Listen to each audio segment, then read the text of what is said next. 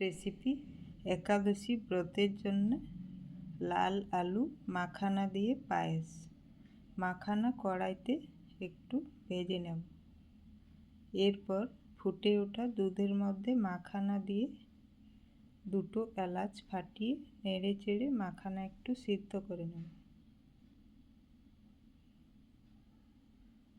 আধা কাপ চিনি দিয়ে নেড়ে চেড়ে কড়াইতে ঘি, খোসা ছাড়িয়ে লাল আলু গ্রেট করে 2 কাপ মতো দিয়ে নেড়ে চেড়ে একটু ভেজে নেব।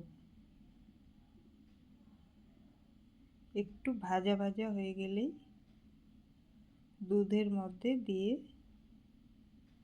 নেড়ে চেড়ে একটু ফুটিয়ে নেব।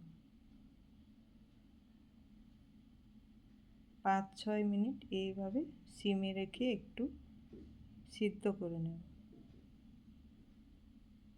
একটু ঘন হয়ে এলে ভেজে রাখা কাজু, চেরি, খেজুর সাজিয়ে দেব। সব থেকে লাস্টে ভেজে রাখা বাদাম দিয়ে নেড়ে চেড়ে নামিয়ে নেব।